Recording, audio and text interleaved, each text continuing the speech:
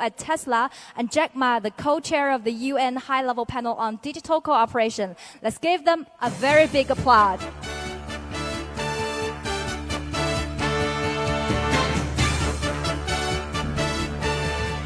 Welcome. Great to have both of you here with us today. The session is actually much awaited. We've already posted some of the keywords of the questions on the big screen, and later on, you can just click the word you're interested in to talk about. Now the stage is yours. What are you supposed to say? Just things about AI, perhaps? Okay, let's see. The AI, right? You want to start with Yeah. It's okay, great. AI, yeah. Actually, I found that this AI means love. Is that the name AI? Yeah, AI.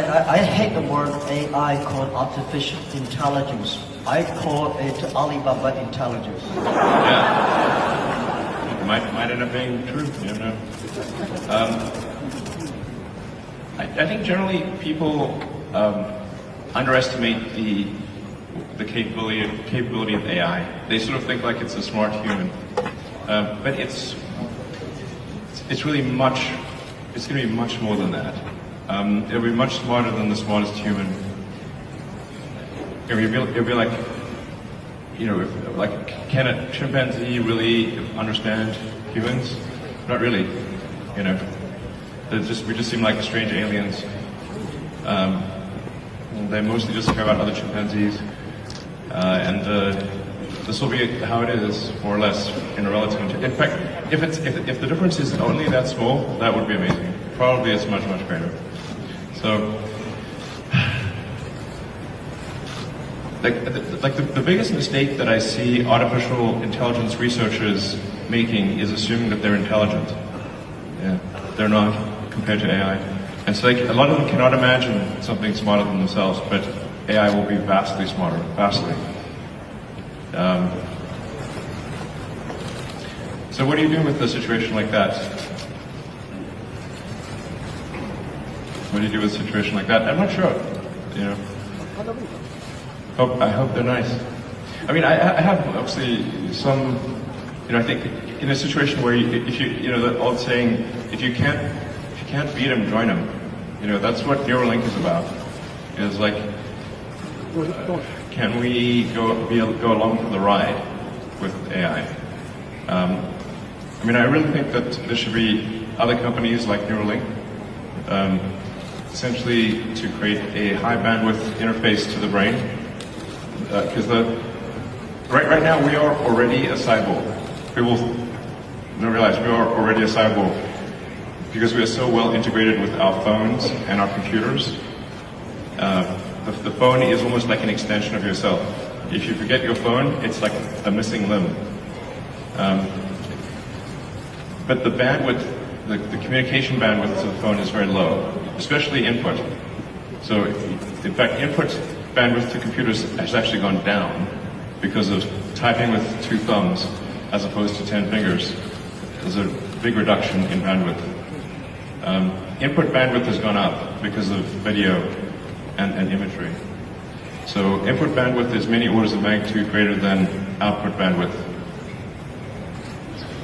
But at a certain point, if we'll just, assuming a benign scenario with AI, we will just be too slow.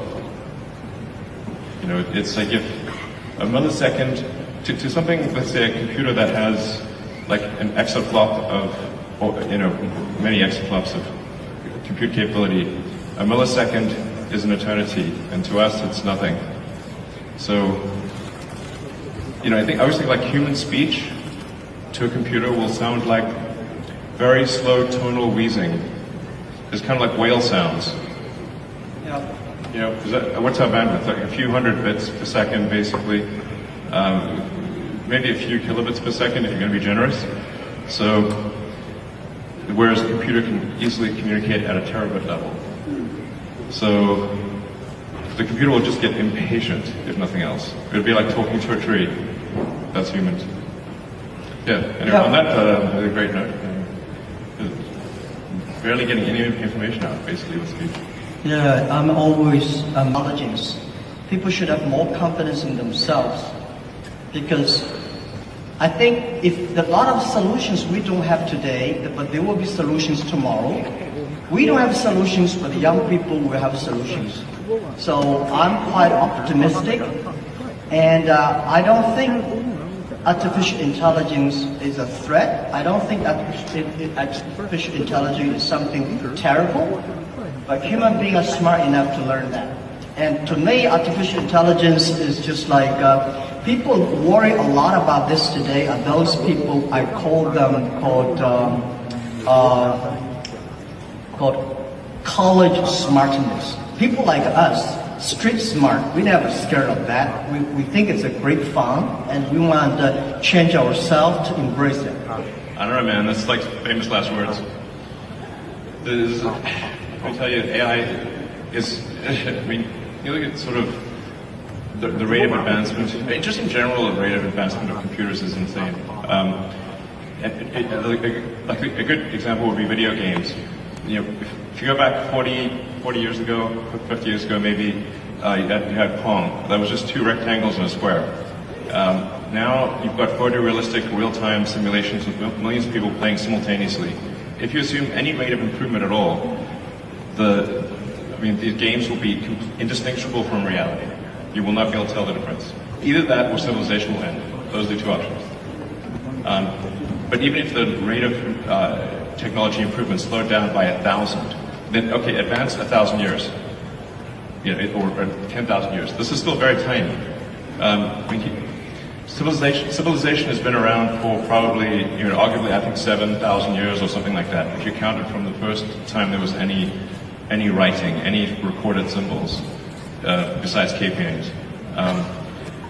There's a very tiny amount of time, considering the universe is 13.8 billion years old. I mean, if civilization lasted for 1 million years, we would only increment the third decimal point after 13.8 billion years. If we lasted for 1 million years. That seems like a long time. Given that we've only been around for 7,000 years, it's been kind of a roller coaster on the civilization front. So, I mean, I'm not a naturally optimistic person, to be clear. I'm not saying, hey, doom and gloom. I'm just saying this is the apparent pattern. The rate of change of technology is incredibly fast. It is outpacing our ability to understand it. Well, I'm not sure, is that good or bad? I don't know. I mean, it seemed to me some time ago that you could sort of think of humanity as a biological bootloader for digital superintelligence. For those who know what a bootloader is, a very tiny piece of code without which the computer cannot start. But it's sort of like the minimal bit of code necessary for a computer to start. Like, you couldn't evolve silicon circuits. There needed to be biology to get there. Good. Yeah. Well, let's talk about something fun. I'm at the mind that you want to go on the Mars. Shall we go to the Mars? Yeah. Yeah, so what will the life look like on Mars? Are you both moving? What do you think about that? Actually, I'm not interested in Mars. I just came back from there, so I'm more interested in on the Earth, the things, what's going on happening here. So why you're so curious about the Mars? Probability of consciousness of continuing into the future. I think we should not take it for granted that consciousness will continue, because we have not encountered any aliens. Where are the aliens? This is the Fermi paradox. This is one of the most important questions. How come we've not found any aliens? There's people out there who think we've found aliens. Trust me, I would know. We have not. Okay. People ask me if you've been to Area 51. Okay, please. SpaceX actually has Area 59. It's even better, 8 better than 51. So, among the set of actions we can take that are likely to increase the scope and scale of consciousness such that we are better able to understand the nature of the universe. One of those actions is to become a multi-planet species or ensure that life is multi-planetary. Not because I think something that, it's not from the standpoint of just being an escape hatch or because I think that Earth is doomed, but there's a certain probability that is irreducible that something may happen to Earth. Despite our best intentions, despite everything we try to do, there's a probability at a certain point that some either external force or some internal unforced error causes civilization to be destroyed, or sufficiently impaired such that it can no longer extend to another planet. It's hard to say. Let me put it another way. This is the first time in the 4.5 billion year history of Earth that it's been possible to extend life beyond Earth. Before this, it was not possible. How long will this window be open? It may be open for a long time, or it may be open for a short time. I think it would be wise to assume that it is open for a short time, and then let us secure the future of consciousness, such that the light of consciousness is not extinguished. And we should try to do this as quickly as possible. That's my view. Good. It's so difficult to secure the future of the Earth, but we can secure the future of the next 100 years. I'm not a person that I admire your courage for explore the Mars, but I admire a lot of people spend efforts on improving the Earth. It's great to send 1 million people to the Mars, but we have to care about the 7.4 billion people on the Earth. How can we make the world more sustainable? And I'm not that fond of the Mars because I think it's easy to go to the Mars when you go on the top of the hills of the building. Just one step you go to Mars, but you will never be able to come back. Yeah, so that's my view. Not how it works, though. And also, don't do it. I hate to go to the Himalayas too. I mean, when you climb on I think someday I will go there when the elevator is ready. I will go there and have a look. But I think people spending more time on the Earth, think about it, because no matter how long the civilization of the human beings will be, like 1 million or 2 million or 500,000 years, we only have 100 years. So we cannot solve all the problems for future. But we have to be responsible for the future, but we should care more about how we can enjoy better. My view is that by the artificial intelligence or AI, when human beings understand ourselves better, then we can improve the world better. Last 200 years, human beings try to understand the outside world better, understand the other people better. But I think what I feel excited about AI is that AI is to understand people, the inside of the human beings. The Earth, I heard you're gonna dig a tunnel deep in the Earth, which is amazing. I think, anyhow, every time when I read the news about you are interested in the outside space, I look at you with great respect. We need heroes like you, but we need more heroes like us, working hard on the Earth, improving things every day. That's what I want. Sure. I mean, to be clear, I'm very pro-Earth. That sounds great. To be clear, I'm very pro-Earth. When I say, us becoming a multi-planet species or making life extending life beyond Earth, expanding the scope and scale of consciousness, from a resource standpoint, I'm talking about less than 1% of Earth's resources should be dedicated to making life multiplanetary or making consciousness multiplanetary.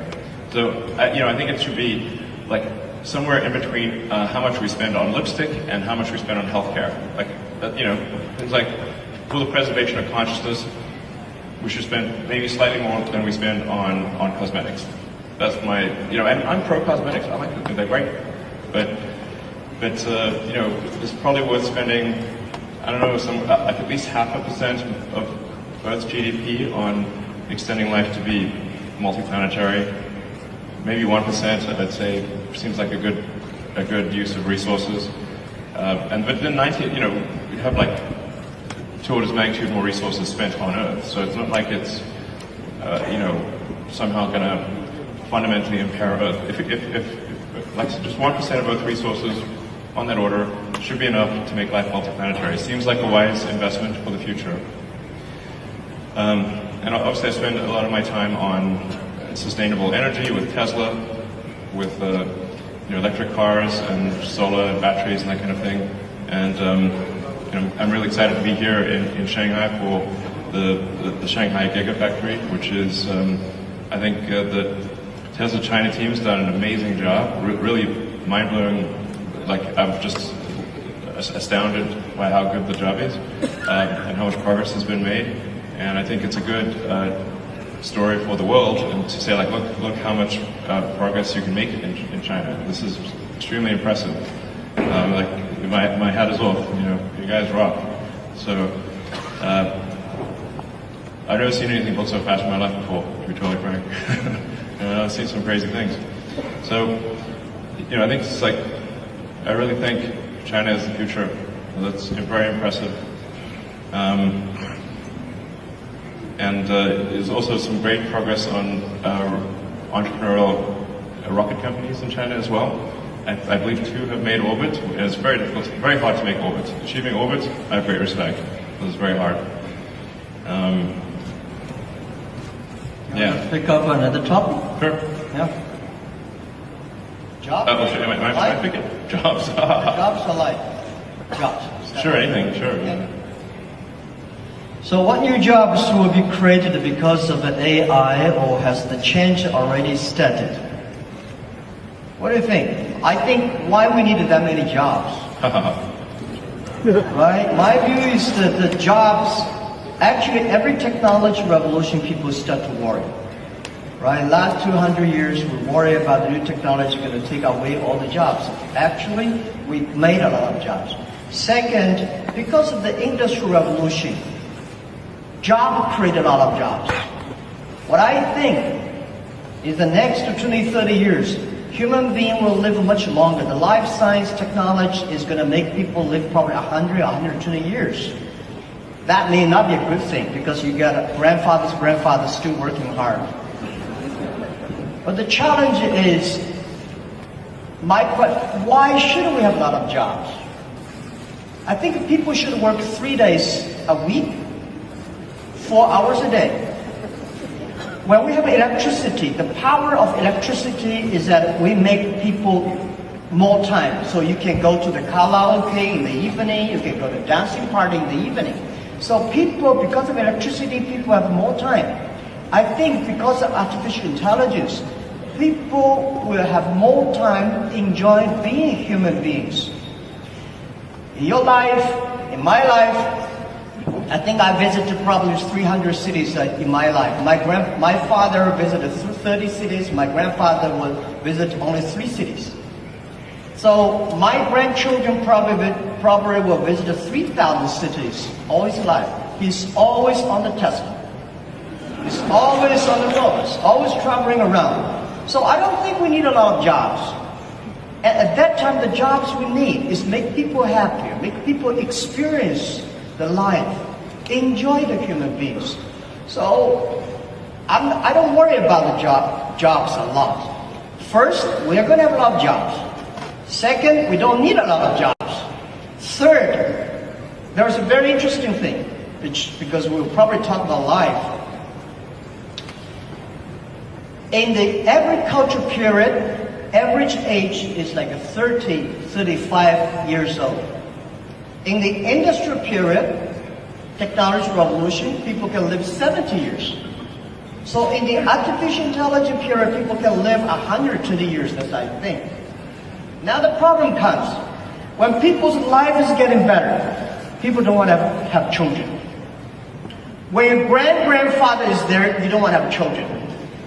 At that time, we are going to have a lot of jobs with nobody want to do it. So we need artificial intelligence, the robots to take care of the old guys. For sure, you will not be happy, or you were happy, because when your grandfather said, "Oh, I need to work tomorrow," then that's a disaster. So I think we cannot predict the future, but we should be ready that we are going to enter into the era that everybody can live 120 years. And we have more new problems that come up. So that's my view about jobs. Don't worry about it. We will have jobs. Yeah. I think, over time, AI will make jobs kind of pointless. Probably the last job that will remain will be writing AI software, and then eventually the AI will just write its own software. So, I don't know, I suppose I would recommend studying engineering, physics, that kind of thing, or working on something where people just want to interact with other people. And people enjoy fundamentally interacting with other people. So if you're working on something that involves people or engineering, it's probably a good approach. Art, of course. Yeah. Like I said, I think we're going to have to figure out this Neuralink situation. Otherwise, we will be left behind. It's very important we do this quickly. I think we don't have much time. We don't have much time of what? We don't have much time to solve the Neuralink. Yeah. Anything like technology and technology awareness, it's like if there was like a topological map of technology awareness, it's mostly flat with a few short buildings and then some very tall spires. Very tall spires. And unless you're on that very tall spire, it's not obvious what the topology is. Yeah. I never worry about the things that I cannot solve. I let other people to solve it. If nobody can solve it, just let it be. That's my life. Oh, let's talk about education. I'm quite interested about education. Can we? Yeah. So, what knowledge or skills will be useful to master the future? Do you have any advice for young professionals who want to pursue a career in AI? Young professionals. I don't think we will have professionals of AI in the future. Well, I worry a lot about, people worry about jobs, but I worry about education. All the education systems, the things we teach our kids, the way we teach our kids are mainly designed for the industrial period. And I'm sure the machine will be much cleverer than human beings in the future. How can human beings do better? Human beings should be smarter. Human beings should be wiser. So how can we be human beings to be wiser or smarter? I think that we should change the way of education. Change the things. Because in the past, we focused a lot about, remember things. Computer can remember better than you are. We want to calculate it faster, computer can calculate much faster. We want to run faster, computer can run much faster than you are. So human beings should have confidence by being more creative, more constructive. So how can we teach our kids to be more creative and constructive? And I think this is the key of the education. And I want spending more time on training kids on arts, on painting, on singing, on dancing. All these are the creative things that make people live like humans. Don't worry about machines. For sure, we should understand one thing, that man can never make another man. Computer is a computer. Computer is just a toy. Man cannot even make a mosquito. So we should have confidence. Computer only have chips. Man have the heart. It's the heart where the wisdom comes from. So I think in the next 10 or 20 years, human beings or every country, every government should focus on reform the education system, making sure our kids be able to find jobs in the future, be able to live in a life that only working 3 days a week, 4 hours a day. And that is very important. If we do not change the education system that we are in, we are all going to be in trouble. That's my view, and don't worry about it, we will change it. Yeah. I would say try to learn as much as possible that allows you to predict the future or make the future. So the saying is the best way to predict the future is to make it. And then assess whether what you're learning is enabling you to predict the future with less error. Are you less wrong? We're all always wrong to some degree. But can you reduce the error on your future predictions? I think that's the way to look at education. As, of course, but it's both creative, create the future, and predict the future. So that includes art and all those other things. But close the loop on being less wrong about the future. I would say that's the right way to think about education. I mean, down the road with Neuralink, you can just upload any subject instantly. So it'd be like the Matrix. You want to fly a helicopter, no problem. Well, helicopters will fly themselves, but if you wanted to do whatever, any given skill, you just upload it instantly. The way education works right now, it's extremely low bandwidth. It's extremely slow. Lectures are the worst, really. It's like very slow.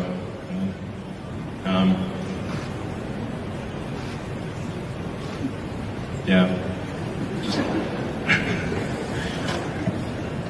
try to predict the future with less error. This is very hard, as you were saying. I'm not sure it's 99.9%, but it's not very good generally at predicting the future. But I think often people don't try. The first thing is try. If you don't try, okay, you got to try, and then adjust based on the error of your prior predictions. Yeah, I think just to try is very good. We should always have the confidence to try the future. And I never worry about the errors and the mistakes. Errors and mistakes that are the best assets of human lives. And humans, I think that when people worry about the disasters that AI is going to bring in, I think it's not the disasters. It's the mistakes that human beings make. And trust human beings will be able to correct the mistakes and improve themselves. And that we need education. And this is what we think. In China today, we have 1,800 new babies born every year, which is not enough. We need to have much more than that. But I think the best resources of the human beings or the best resources on the earth are not the coals, not the oil, not the electricity. It's the human brains. How can we make the human brains more creative, constructive? How can we making sure that the machines are always the toys and tools of humans rather than the control? So I never, in my life, and especially last 2 years when people talk about AI, say human being will be controlled by machines, I never think about it. I think it's impossible, right? It's impossible. Because human beings, they are different. Machines are invented by human beings. And according to the science, right, humans can never create another animal that is smarter than humans. Especially when you have so many smart people, it's impossible to make another smart people. I very much disagree with that. Okay, yeah. That's good. Yeah. I mean, the first thing we should assume is that we are very dumb, and we can definitely make things smarter than ourselves. I mean, they didn't used to be humans, right? So our early civilization was very primitive. We didn't have any technology really. We were just like running around, trying to not get eaten or just trying to survive a winter. Now we have like heating and we grow food. This is all new stuff. So, things have obviously gotten way more smarter than the past, way smarter. So that's going to continue. We're not the last step in evolution. So the most important thing, like I said, the most important mistake I see smart people making is assuming that they're smart. They're not. Yeah. So give me an example, what animals or things that a human being made that is smarter than human beings? Well, computers actually are already much smarter than people on so many dimensions. We just keep moving the goalposts. So we used to think, like, for example, being good at chess was an example of a smart human. And then Kasparov was crushed by Deep Blue in '97. That was a long time ago. 22 years. I mean, right now your cell phone could crush the world champion at chess. Literally. Go used to be thought of as something that humans were better at than computers. Then Lee Sedol was beaten 4-1 by AlphaZero. Then a new version of AlphaZero, I should say AlphaGo. AlphaGo beat Lee Sedol 4-1. Then there's AlphaZero. AlphaZero crushed AlphaGo 100-0. Now it's just pointless because it just keeps playing itself. The humans are trying to play a computer Go is like trying to fight Zeus. It's not going to work. You're hopeless. We're hopelessly inadequate.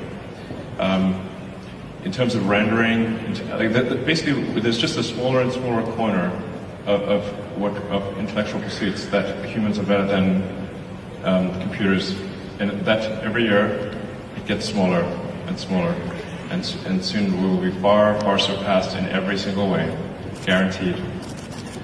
100%. Or civilization will end. Those are the two possibilities. Okay. Yeah, my view is that computer may be clever, but human beings are much smarter. Yeah, definitely not. Clever is very academic, is knowledge driven. Smarter is experience driven. Computer is smart, is clever, but it's human being. We invented a computer. I never see a computer invented a human being. This is my first point. Second point is that about a Go play chess. It's stupid to compete with a computer on play Go. Just like 100 years ago, where human beings created cars. So human beings said, I can run faster than a car. It's impossible. It's only stupid people to compete with a car who run faster. Go is designed for human to play with human. Right? The chess is designed for human to human. Why should a human to fight against a computer? So I never ever play chess or Go with computer. I'll be happy to see two computers fight each other. I'm not interested in play Go with chess. So I told those guys, they are very sad. Computer will be smarter than human beings because computer can play chess better. I think you are stupid to compete with that. Don't do that. So we always do things we are good at. Sure. Okay. Well, what would be an example of something that humans are better than a computer at, and then let's see if that happens. Well, computer is only one of the clever tools that human created, and computers are clever, but there will be more tools that human beings will create, much clever than computers. That's my view. Okay, well, let me tell you, my view on AI is essentially you can view the advancement of AI as solving things with increasing degrees of freedom. So the thing with the most degrees of freedom is reality.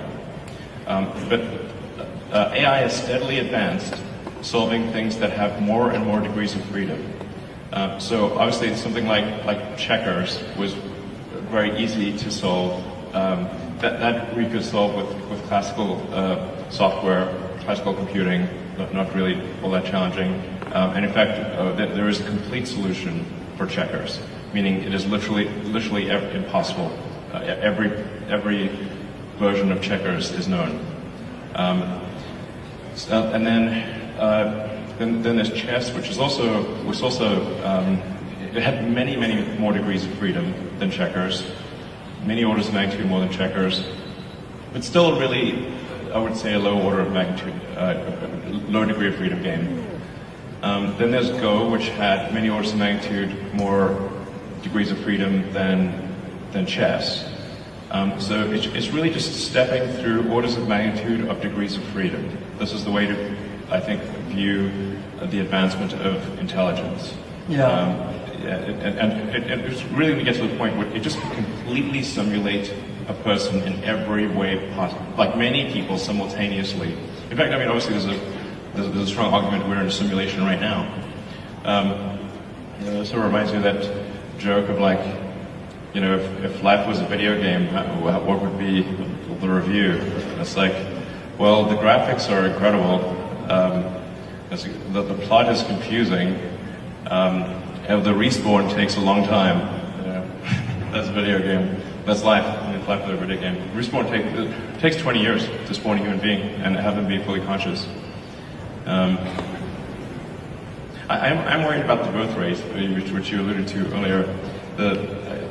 Contrary to, like, most people think we have like too many people on the planet, but actually this is an outdated view. This is assuming that AI is fine, assuming that there's a benevolent future with AI. I think that the biggest problem the world will face in 20 years is population collapse. I want to emphasize this. The biggest issue in 20 years will be population collapse. Not explosion, collapse. It's very easy to see what the world will look like in 20 years because humans have a 20-year boot sequence. So like you said, okay, well, who was born last year? Okay, now you know what the world looked like in 20 years. It's that easy. I absolutely agree with that. The population problem is going to be facing huge challenge. 1.4 billion people in China sounds a lot, but I think next 2 years we'll see this thing will bring big trouble to China, and the population decreasing of the whole. The speed of population decreasing is going to speed up, and you call it collapse. Accelerating collapse. And then the common rebuttal is like, well, what about immigration? Like, from where? You know, you want to go to space, you know, the Mars will immigrate. Yeah, Mars needs people. Like, Mars needs people. You know, Mars needs people. You know, there's 0 people there right now. So right now it's a machine planet. There's only some robots there. This is something that we should pay special attention. That's why the 80 million new babies born in China, which was less than only like 1% something, we should spend more time create these people and treat life better. But also, I think about the AI. There's another thing which, you know, in my company, in our company, AI we call Alibaba Intelligence because we think when things with order, with things with logic, machine can always do better. AI can do better. But if things without order, without logic, human being can do better. For example, when you love somebody, there's no reason normally. I just love him or just love her. I have no reason. But when I hate somebody, when I want to do bad things on somebody, there's a logic. And when there's a logic, AI can do better. What we do on our end financing, we teach machine all the bad things that bad guys want to do. Machine can learn quickly and arrest all the bad guys immediately. But when you want to do good things, not necessary. AI means love. That's absolutely right. So that is why the AI, if the AI can bring love, which I call it, in the past, if you are a successful person, you have to be EQ and IQ, right? In the future, if you want to survive in this world, you have to be the LQ, the Q of love. That's important too. Otherwise, you cannot survive in artificial intelligence time. I agree with love is the answer. Many songs about that. You want to pick up the final one? another topic you want to Excuse me, gentlemen. Due to the time is very limited, so we only have 5 minutes left. So last question, please. Yeah, we have. You want to pick up the last one? Life or human being machines? So you want to talk about your cars, autonomy? What do you want to talk? This feels like one of those steps in a video game where you like pick a path, the choice. I choose life. Okay, life. So how much longer do you think people can live with the help of AI? Can AI help with environment sustainability? Can you?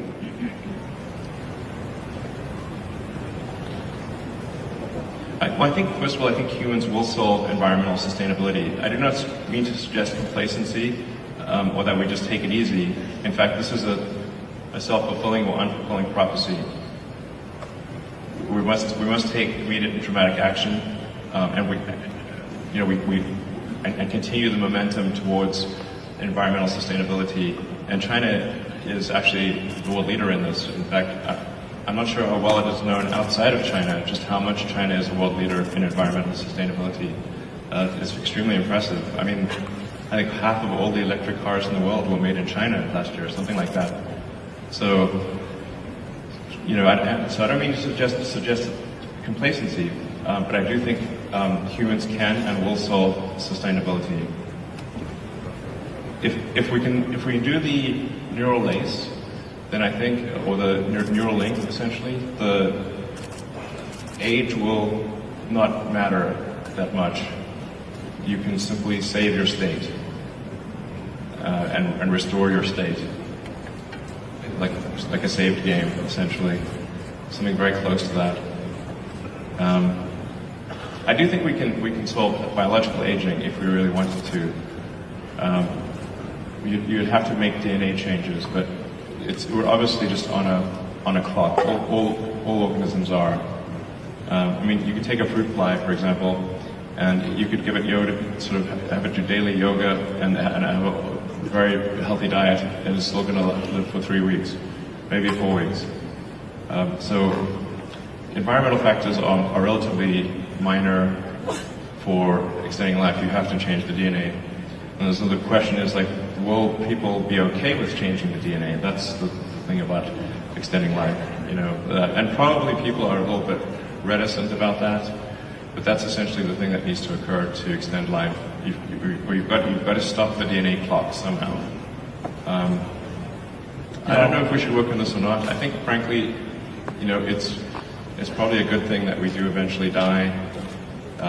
There's a saying, like in physics, like even physicists, which are generally quite objective, is like there's a saying like, all physicists don't change their mind; they just die. So maybe it's good to have this life cycle. Yeah. Well, I think AI can definitely help the environment sustainability. And when human beings know themselves better, human beings will be smarter and will be wiser. The difference between clever people and smart people, or wise people. Smart people knows what he wants and how he can get it. Wise people know what he doesn't want. So when human beings using artificial intelligence, they will understand themselves better. And I think there will be millions of ways people will live in a healthy earth and protect the healthy earth. The reason why I want to stay in this earth, I want to work on this earth, I want to do anything I can to help this earth to better. Because even go to the space is great, but if we can spend resources just to focus on helping pick up the garbage from the oceans, that thing is more difficult than to go to the Mars. But artificial intelligence can help us achieving that and solve the problems. And the second, the human being can live better, can live longer. But what we need is not only live longer, we want to live healthier. How can we live healthier? Is to understand us better. Most of the disease are caused by our behavior. So I think I'm 100% sure people will live longer. People will live healthier, but may not necessarily live happier. If you want to be happier, human beings should focus on valuing the vision and the mission, and always have the dreams. And I don't want people love the technology and put them dreams on the technology. I think technology should be with dreams. It's not technology change the world. It's the dreams behind the technology that change the world. So my hope is that anything we can do is to improve this world, to help 7.4 billion people live better and live healthier. And this is all about our world. And I think we will be working very happily because I love your product, Tesla. You know, making world cleaner and no noise and such great technology. I'm happy you have the factory in China. And I think we need to do more things to improve this earth, improve this world, and make sure that people are happier and people care about the family, people care about their health. That's all we should do. And trust us. Trust the human beings and trust young people. Let's take responsibility for today, but let's not take away all the solutions for tomorrow. It's great human beings make mistakes. It's great human beings learn from mistakes. It's great to die. Thank you. Yeah, you cannot live long. I just like, Thank you. fight for the light of consciousness.